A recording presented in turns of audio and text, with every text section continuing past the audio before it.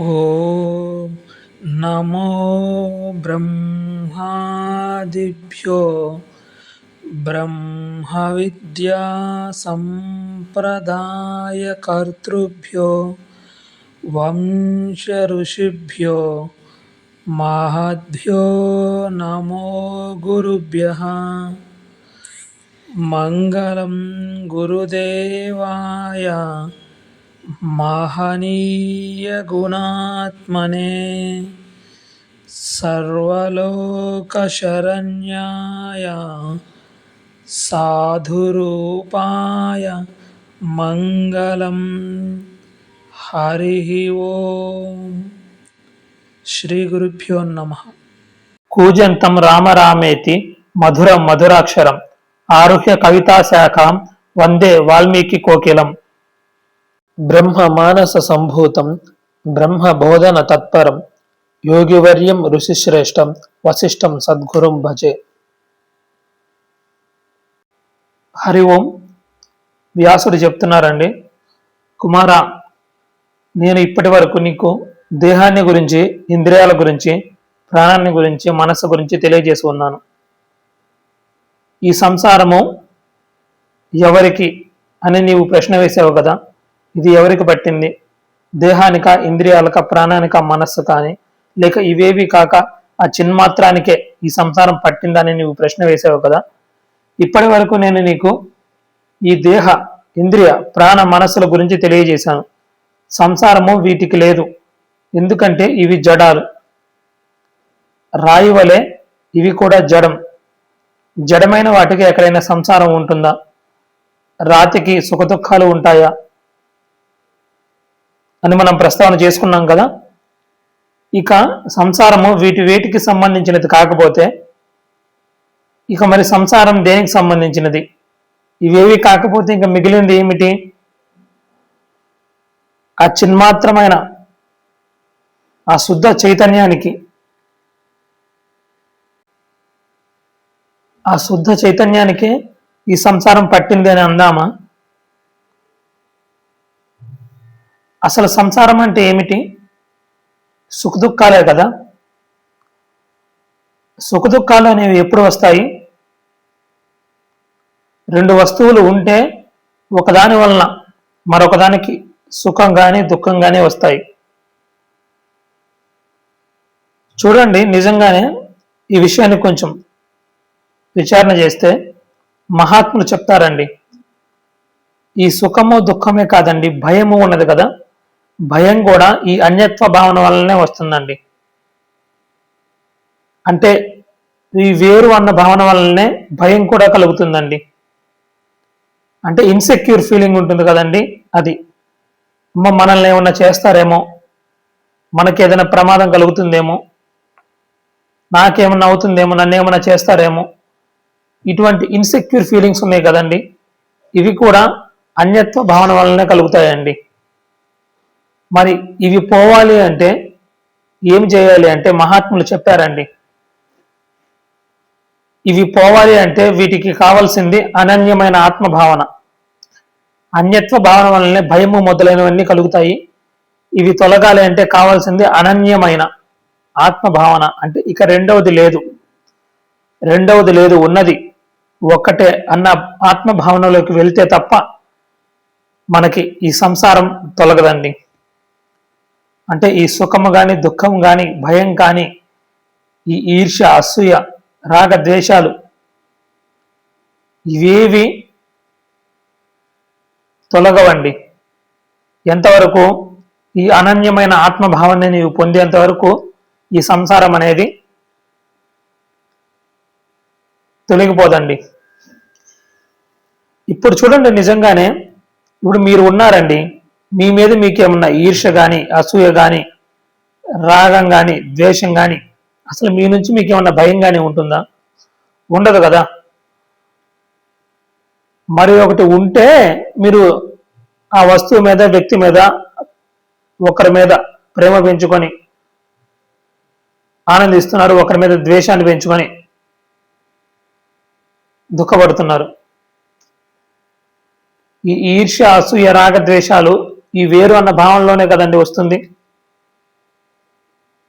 ఎదుటి వ్యక్తి కూడా మీరే అనుకుంటే ఇక మీకు ఎటువంటి రాగద్వేషాలు ఉండవండి.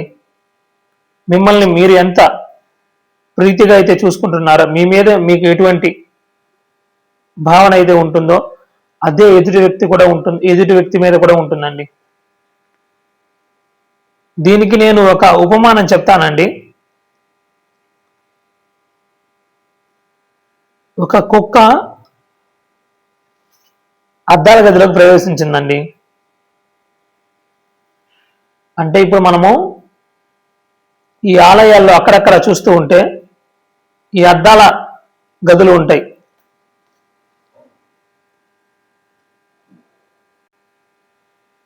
ఈ అద్దాల మండపంలోకి ప్రవేశిస్తే అన్ని అద్దాలే కదండి, మనకి అటుపక్కన చుట్టుపక్కల నలుదిక్కుల అద్దాలే ఉంటాయి. పైకి చూసినా, ప్రక్కకు చూసినా, ఎదురుగా చూసినా, ఎటు చూసినా కానీ అన్ని అద్దాలే. ఈ అద్దాలన్నింటిలో మన ప్రతిబింబమే కనిపిస్తూ ఉంటుంది. ఒకరోజు ఈ అద్దాల గదిలోకి కుక్క ప్రవేశించిందండి. చూడండి, ఎప్పుడైనా కానీ ఒక కుక్క మరొక కుక్కను చూసింది అంటే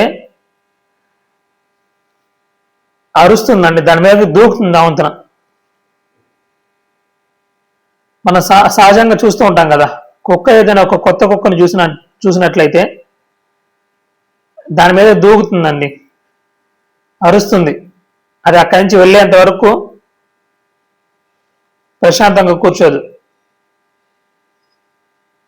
మనం వీధుల్లో చూస్తూ ఉంటాం కదా, అలా ఒక కుక్క ఈ అద్దాల గదిలోకి ప్రవేశించిందండి. ఇంకేముంది, ప్రవేశించిన వెంటనే ఎదురుగా ఒక కుక్క కనబడింది. ఓ ఇదేదో కొత్త కుక్క అనుకుని ఆ వంతున ఎగిరి దాని మీద దూకింది. ఏమైంది, ముక్కు చితికాలబడింది. అరే మళ్ళీ లేచి ఇటు పక్కకు చూసేసరికి మళ్ళీ ఇటు ఒక్కొక్క కనబడింది.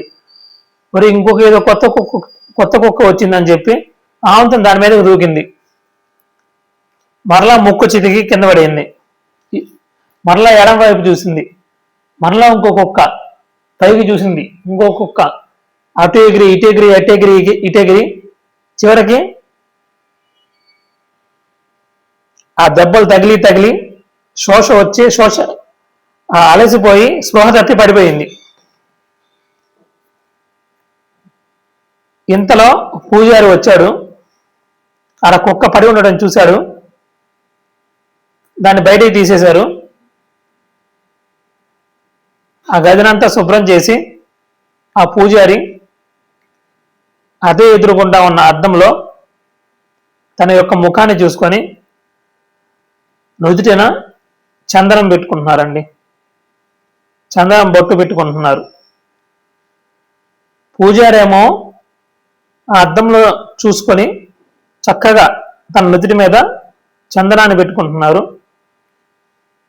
అదే ఒక కుక్క ఎదురుగా అద్దంలో కనిపిస్తున్నది మరొక కుక్క అనుకొని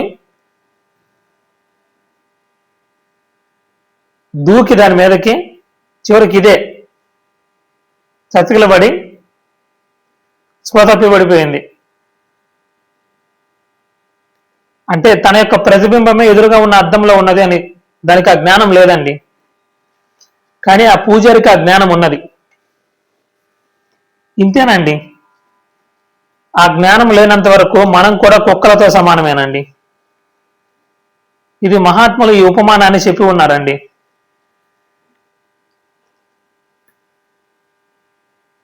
ఎదురుగా అంటే ఈ ప్రపంచం అంతా అద్దాల గదేనండి. ఈ ప్రపంచం అనే అద్దాల గదిలో ఎదురుగా మనకి ఒకటి కనిపిస్తూ ఉన్నదంటే అది మన యొక్క ప్రతిబింబమేనండి అని ఎవరైతే తెలుసుకుంటారో వారు ఆనందంగా ఉంటారండి. వారు దేని మీద ఈర్ష్యని, అసూయని, రాగాన్ని, ద్వేషాన్ని పెంచుకోరు.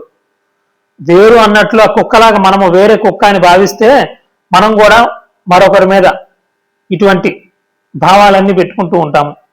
ఆ పూజారి లాగా మనకు కూడా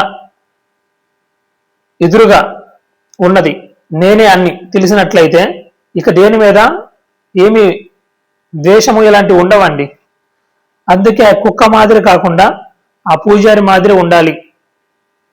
అని మనకి మహాత్ములు బోధ చేస్తున్నారండి ఈ ఉపమానం ద్వారా. సరే, ఇప్పుడు మనం విషయంలోకి వెళ్దామండి.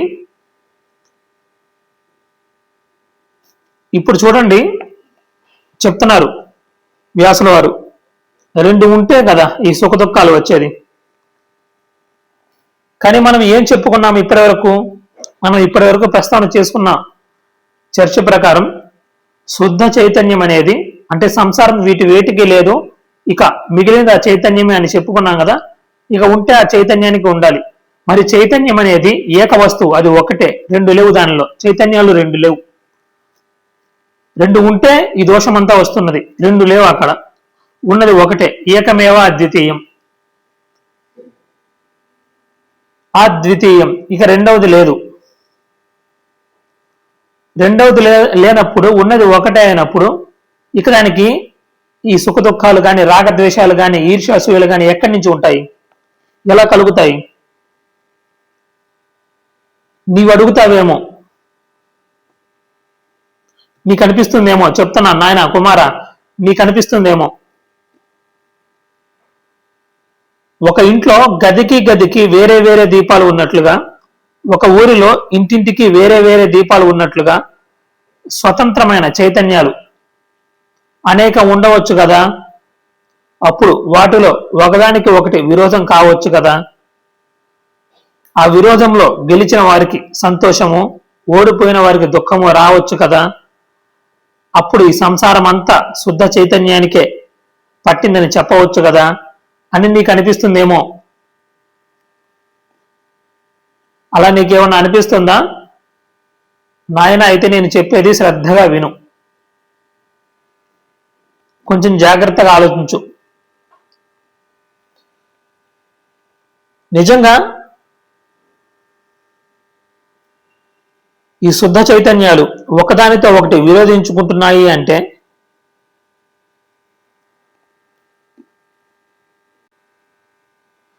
వాటికి మనస్సుతో సంపర్కం ఉన్నదని చెప్పినట్లే కదా. ఇప్పుడు మనస్సులోనే కదండి ఈ రాగము కానీ, ద్వేషం కానీ, ఈర్ష్య కానీ, అసూయ కానీ, ఇవన్నీ మానసిక భావాలే కదా. నీవు ఇటువంటి భావాలు కనుక శుద్ధ చైతన్యానికి ఉన్నాయని నీవు చెప్పినట్లయితే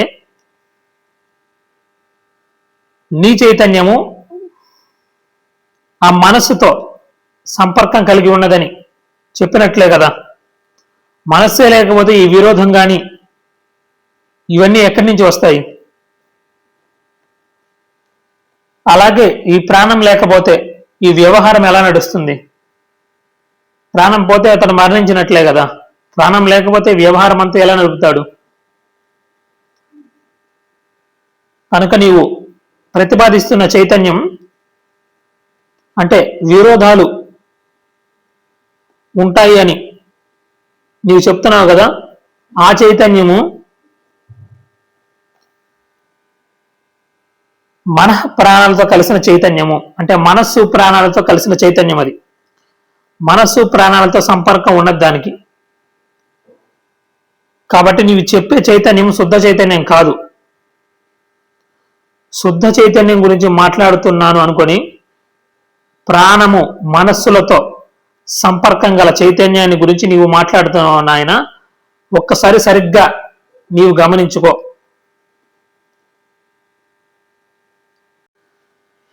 కుమార, దీపాలు ఎన్ని ఉన్నా వాటి ద్వారా వ్యక్తమయ్యే వెలుగు ఒక్కటే కదా. ఇప్పుడు చూడండి, ఈ విషయాన్ని మనము ఇప్పుడు ఉన్న జనరేషన్లో చూద్దాము. మనకి రంగురంగుల దీపాలు ఉంటాయండి, గాజు గుడ్డులు. అంటే ఈ గాజు పలకల దీపాలు ఉంటాయి కదా, వాటిలో దీపం వెలుగుతూ ఉంటుంది. అవి ఏ రంగుతో కూడిన గాజు పలక ద్వారా బయటకు వస్తుందో వెలుగు ఆ రంగులో కనిపిస్తూ ఉంటుంది. అంతే, వాస్తవానికి వెలుగుకి ఆ రంగు లేదండి. మనం ఇప్పుడు చూసుకుంటే జీరో క్యాండిల్ బల్బ్ అండి. మనం చూసుకోండి, జీరో క్యాండిల్ బల్బ్ కనుక చూస్తే ఒకటి పసుపుగా ఉంటుంది, ఒకటి పచ్చగా ఉంటుంది, ఒకటి తెల్లగా ఉంటుంది, ఒకటి ఎర్రగా ఉంటుంది.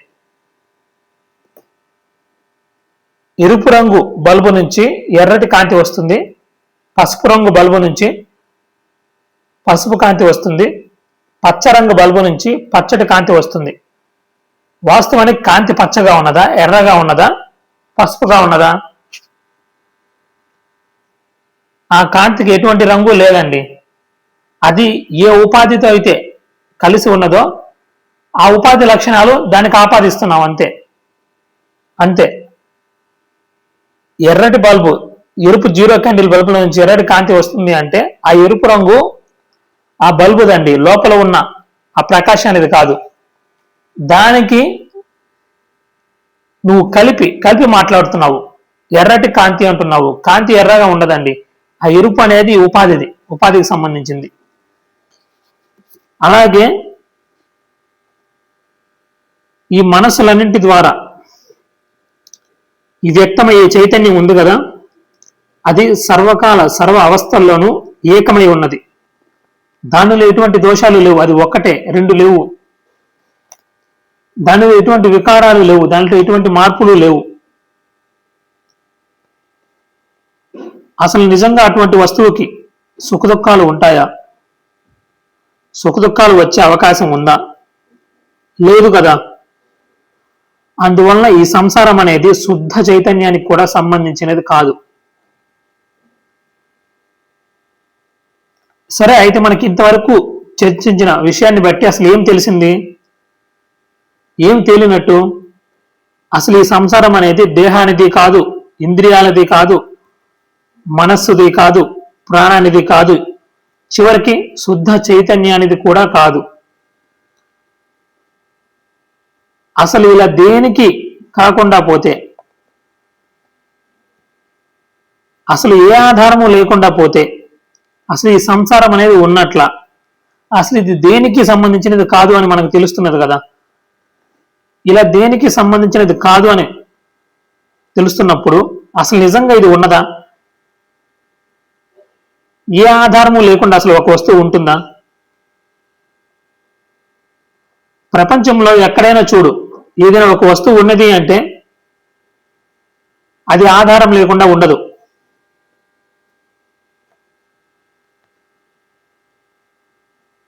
కుండ ఉన్నది అంటే మట్టి ఆధారంగా ఉన్నది. కుండ నీవు చూస్తున్నావు అంటే మట్టి ఉన్నది అక్కడ. ఏ ఆధారము లేకుండా ఒక వస్తువు కనిపిస్తుంది అంటే అది నిస్సందేహంగా, ఇంకెటువంటి డౌట్ లేకుండా, సందేహం లేకుండా అది అసత్య వస్తువు అని, నిజంగా అసలు అది లేదని, అది భ్రాంతి వలన అది కనిపిస్తుందని మనం చెప్పవచ్చు. అసలు ఏ ఆధారము లేకుండా ఒకటి ఉంది అని మనం చెప్తున్నాము అంటే అది వాస్తవంగా లేదు, అది అసత్య వస్తువు. భ్రాంతి వలన మనకి అది ఉన్నట్లు కనిపిస్తుంది, అంతే తప్ప నిజానికి అది లేదు.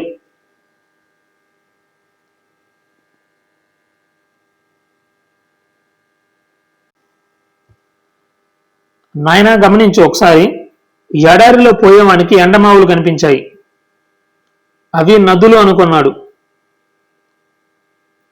ఆ నదులు దేని మీద ఆధారపడి ఉన్నాయి? దేని మీద ఆధారపడి లేవు. ఏ ఆధారము లేకుండా కనిపిస్తున్నాయి కనుక ఆ నదులు నిజమైన నదులు కావు, భ్రాంతి వలన పుట్టిన నదులు. నిజంగా నది కనిపిస్తుంది అంటే అది నదిగా ఉండాలి. ఏదో నదిలాగా అలా కనిపిస్తుంది తప్ప ఆ కనిపించే నదికి ఆధారంగా నిజమైన నది ఏమీ అక్కడ లేదు. దానికి ఎటువంటి ఆధారము లేదు. ఈ విషయం మనకి ఎప్పుడు తెలుస్తుంది? మొదటగా చూసినప్పుడు మనము కూడా నిజంగా నదులనే అనుకున్నాము. ఒక బాటసారి ఎడారిలో నడుచుకుంటూ వెళుతున్నాడు. అతను మొదటిసారి చూసినప్పుడు నిజంగా నది ఉందని అనుకుంటాడు. తీరా అక్కడికి వెళ్ళి చూసినప్పుడు ఏమీ ఉండదు, మరలా దూరాన కనిపిస్తూ ఉంటుంది. అక్కడికి వెళ్ళి చూసినప్పుడు ఏమీ ఉండదు, మరలా కొంత దూరాన కనిపిస్తూ ఉంటుంది. అప్పుడు అతను ఆలోచన చేసి, నిజంగా ఇవి నదులు కావు, మనకేందో అలా కనిపిస్తూ ఉన్నాయి, భ్రాంతి వలన అవి నదుల్లాగా కనిపిస్తుంది, ఇదంతా మన మనోభ్రాంతి, మన భ్రాంతి అని చెప్పి అతను తెలుసుకుంటాడు. అదేవిధంగా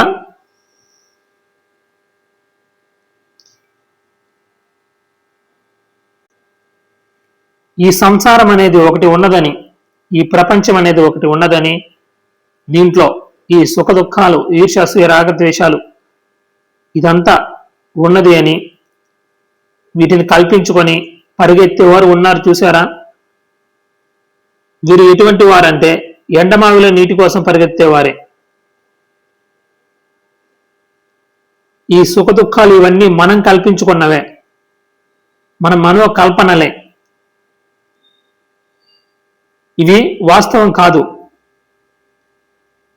ఒక వ్యక్తిని చూస్తే మనకి కోపం వస్తుంది, అదే వ్యక్తిని చూస్తే ఇంకొకరికి ఆనందం వస్తుంది.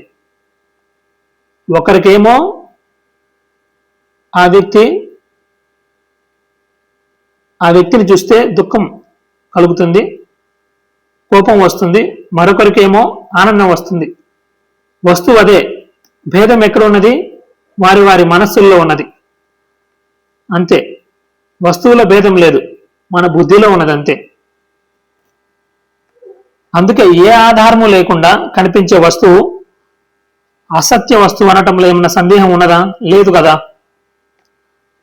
మరి అప్పుడు ఈ సంసారం అనేది నిజంగా ఉన్నది అంటావా, లేక లేదంటావా?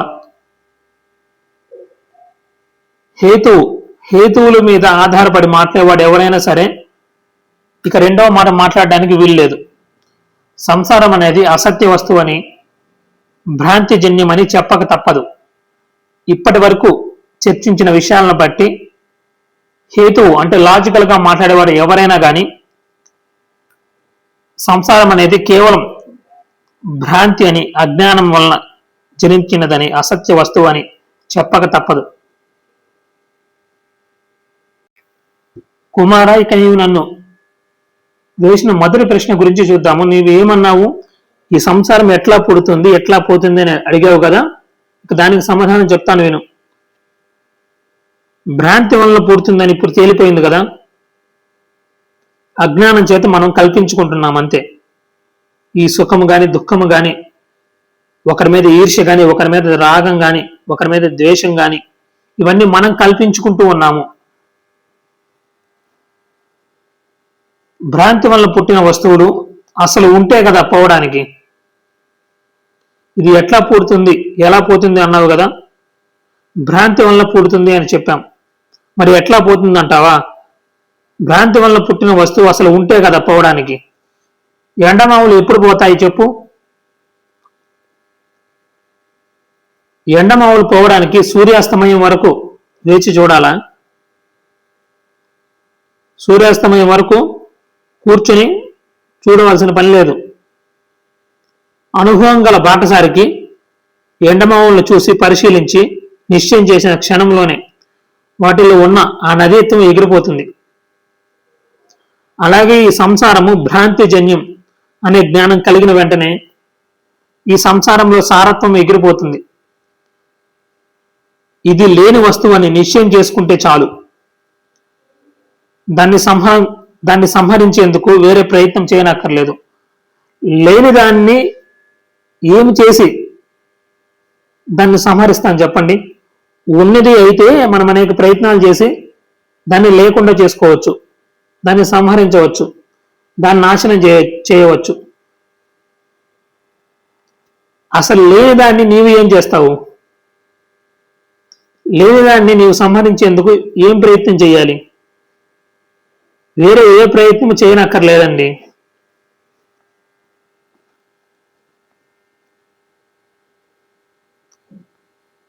సుఖకుమార నాయన, ఒక కుర్రవాడికి చీకటిలో అంటే మసక చీకటిలో పాము కనిపించింది.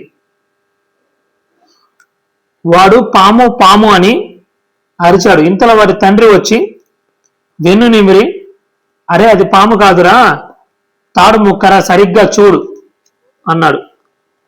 తండ్రి మీద విశ్వాసంతో ఆ కుర్రవాడు పారిపోకుండా ఆగి, ఒక్క క్షణం ఆగి అటు ఇటు వంగి జాగ్రత్తగా చూశాడు. అది తాడే అని నిర్ణయం చేసుకున్నాడు.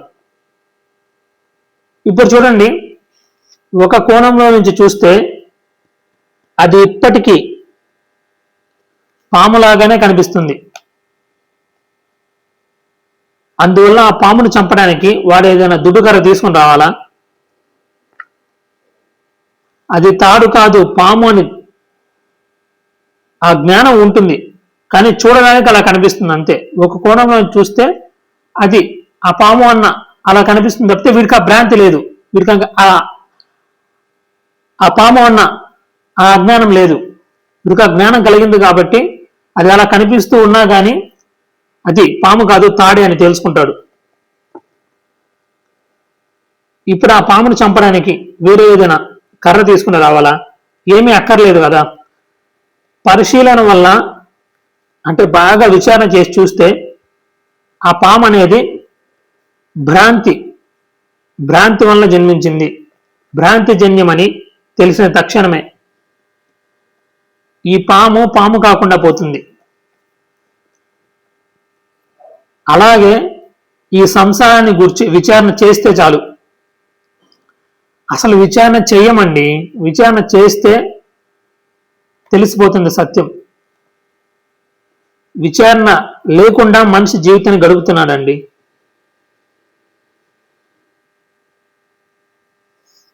అందుకే కఠోపనిషత్తు చెప్తుంది, కశ్చిత్ ధీరః ప్రత్యేగాత్మానమైక్షత్ ఆవర్త చక్షు అమృతత్వం ఇచ్చానని. ఏ ఒకానొక ధీరుడే దీనికోసం ప్రయత్నం చేస్తున్నాడు. ఏ ఆధారము లేకుండా కనిపించే వస్తువు భ్రాంతి వల్ల జన్మించింది అని చెప్పుకున్నాం కదండి. సో భ్రాంతి జన్యం, ఈ సంసారం అంతా భ్రాంతి జన్యం. సంసారం పోయేందుకోసంగా ఏమి చేయనక్కర్లేదు.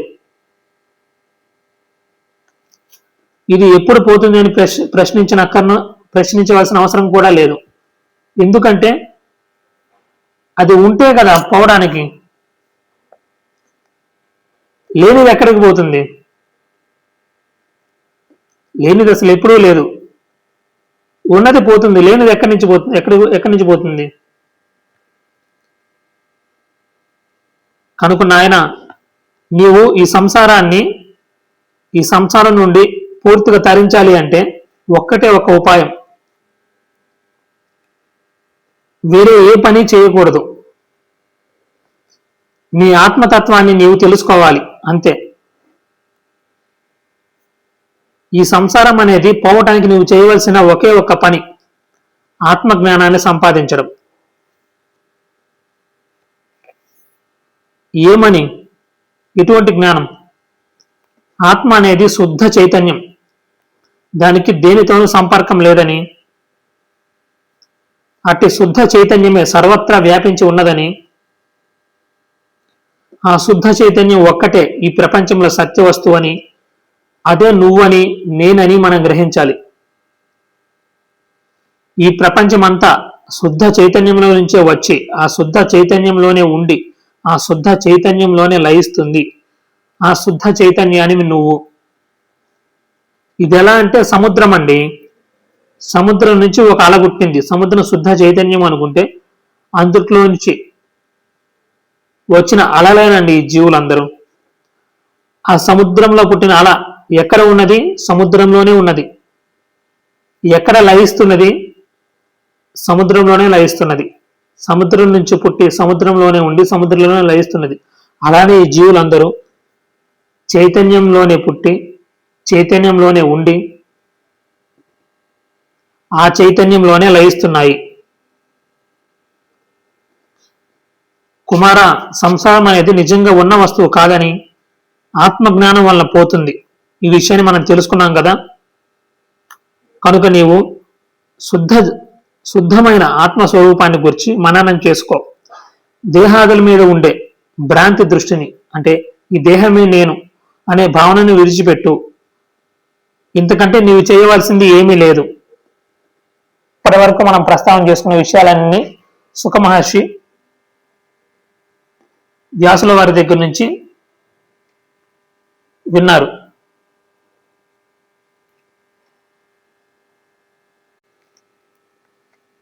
సుకుడు ఇంత విన్నా కానీ అతను ఇంకా సంతృప్తి చెందలేదండి. మీరేమైనా కొత్త విషయాలు చెప్తారేమో అని అనుకున్నాను తండ్రి అన్నాడు. అప్పుడు వ్యాసుడు చెప్తున్నారు, ఉన్నది అదేనండి. ఆ ఉన్నదే శుకుడు తెలుసుకున్నాడు. అయినా అతనికి ఏదో సంశయం ఉన్నది. తండ్రిని అడిగాడు. తండ్రి చెప్పినా గాని ఇంకా మీరు కొత్త విషయాలు ఏమైనా చెప్తారేమో అని అనుకున్నాను అంటున్నాడు. అంటే ఎవరు చెప్పినా అదేనండి. సరే, ఇతని మనసులో ఆ సందేహం ఉన్నది కదా. సరే, ఇప్పుడు వ్యాసుల వారు చెప్తున్నారనమాట, కుమార, నువ్వు మంచి మేధావివి, మంచి పరిశీలన గలవాడివి. నాకు ఈ వేదాంత విషయాల గురించి అంత బాగా తెలియదు, అనుభవం కూడా తక్కువ. నిజానికి వారికి అనుభవం లేదా అండి? శుకుల వారికి తెలియజేయడం కోసం, వారికి సత్యాన్ని తెలియజేయడం కోసం ఈ మాటలు మాట్లాడుతున్నారు. అనుభవం కూడా తక్కువ. నాకు తెలిసినంతలో నీకు ఈ విషయాల గురించి అనుభవపూర్వకంగా చెప్పగలవాడు ప్రస్తుతం భూలోకంలో రాజుగా జీవిస్తున్న జనక మహారాజు ఒక్కడే. కావాలంటే ఆయన దగ్గరికి వెళ్ళి ప్రయత్నం చేసి చూడు. తండ్రి గారు అంత సూటిగా నిజం చెప్పేందుకు సుఖమహర్షి చాలా సంతోషించాడు. వెంటనే ఆయన వెనువెంటనే మేరు పర్వతం మీద నుంచి దిగి తన యోగ శక్తితో ఒక పాంచభౌతిక రూపం ధరించి భూలోకంలో జనక మహారాజు రాజ్యం చేస్తున్న మిథిలా నగరానికి వచ్చాడు అని చెప్పి ముగిస్తున్నారండి. హరి ఓం. ఓం సర్వే జనా సుఖినో భవంతు, సమస్త సన్మంగళాని సంతు, అసతో మా సద్గమయ, తమసో మా జ్యోతిర్గమయ, మృత్యోర్మా అమృతంగమయ. ఓం శాంతి శాంతి శాంతి.